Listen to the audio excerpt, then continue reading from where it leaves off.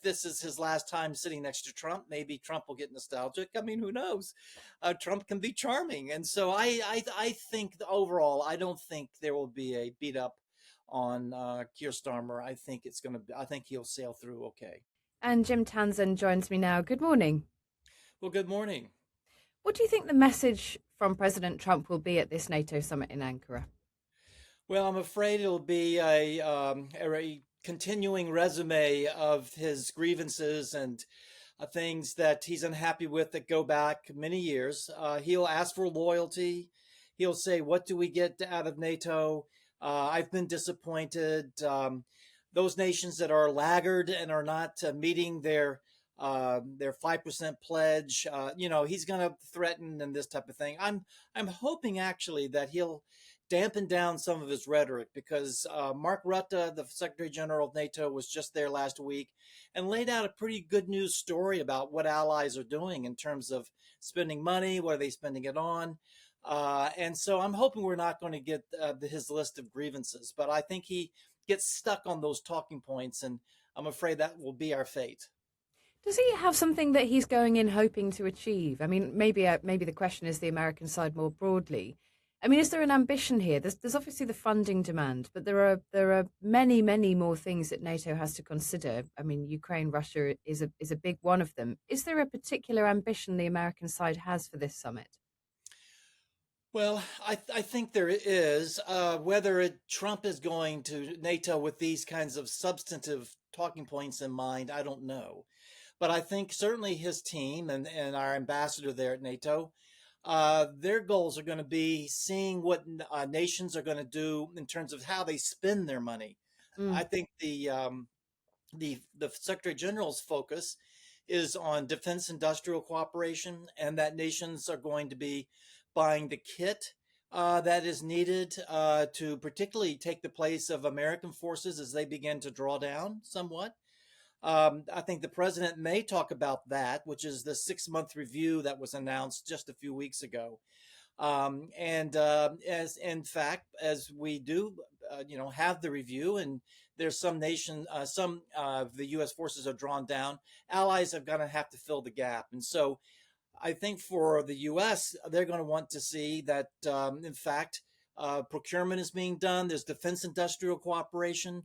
That there will be a shift of burden from the United States to the European nations in terms of conventional deterrence. So, Mm. broadly for the United States, that's kind of what they're hoping to do. Yeah, and presumably some of that money is spent in America. I mentioned Ukraine there. Ukraine is under constant attack, obviously, but over the last couple of days, there have been significant attacks in Kyiv targeting residential buildings. And President Zelensky has come out overnight and said he does not have the interception required to stop these missiles at this point. He's calling for air defense systems. Do you think that's something the Americans could get behind? Well, that's been a problem for Ukraine from the beginning is air defense and air defense missiles. It's mainly the Patriot missile, which he is talking about, although there's some European systems too that have been effective. But you're absolutely right. He is running out of missiles, and I think for the United States, we're beginning to prioritize our own arsenals now. It's the story of America first. Look, we're going to take care of our shortfalls, Ukraine, before we can take care of yours. And so I think the U.S. Is not ready to get behind him in that way, the way we were in the past.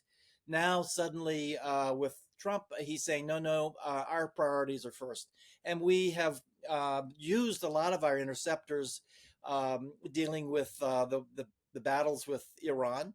And defending Israel last year, and there's been quite a drawdown. The Houthis, there's been a lot of usage, and so our stocks are low. And so, I think the question becomes: will the U.S. be willing to work together with Ukraine to allow Ukraine to manufacture these Patriot missiles themselves? And I think we've got some agreements like that with Germany, maybe some others, in terms of manufacturing themselves Patriot missiles. But there's other problems that come with that from subcontractors who can't provide enough of the material for these missiles to be made. I mean, there's these issues. So for Ukraine and for Zelensky, he's going to have a chronic problem with air defense. But guess what? So do the Russians, and that's the other side of the coin here is that Putin is his air defense systems are not proving very effective.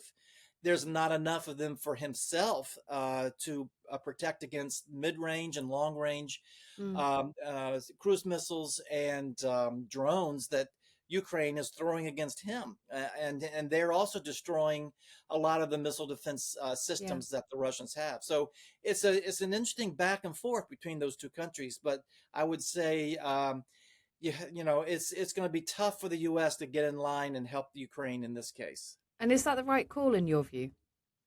No, it's not. And I'm hoping that Europe will be able to help too. Europe, a number of European allies, particularly Germany, they have Patriot missiles too.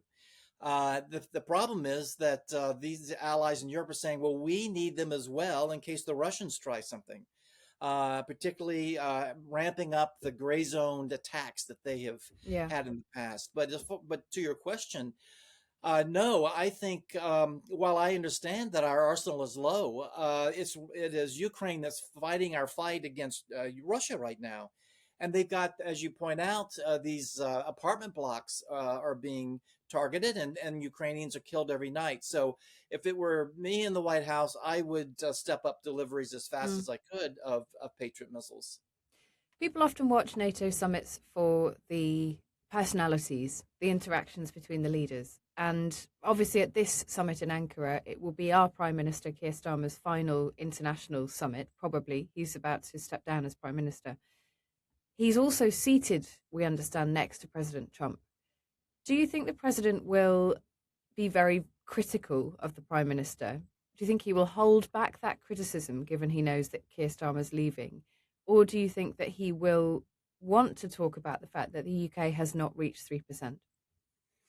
Well, that's an interesting question. So yes, the UK sits next to the US because the you're seated alphabetically around the table.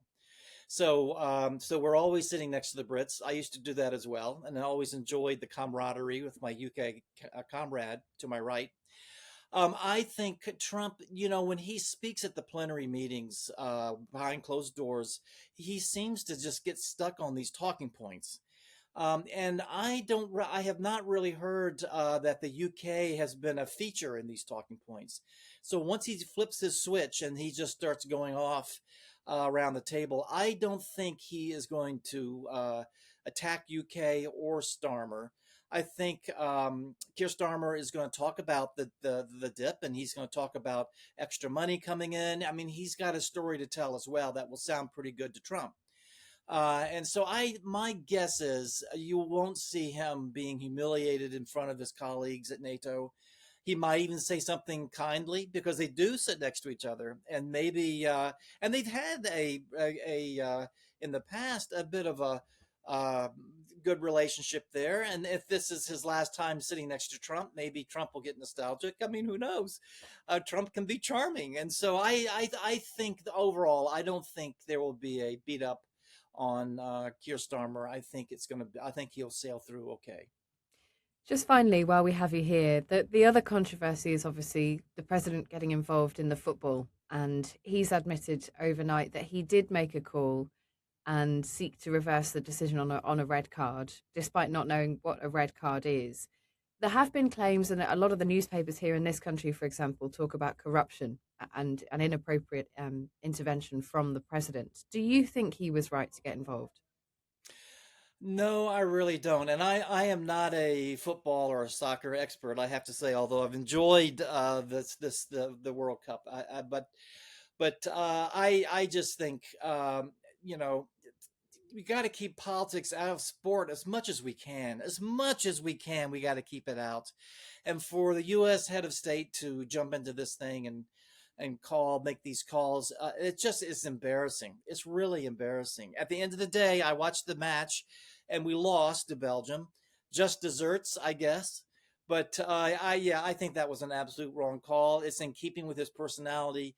But I think he's really embarrassed us by doing that. And I'm so sorry that happened. Jim, thank you very much. Great to have you. Well, it's great to see you.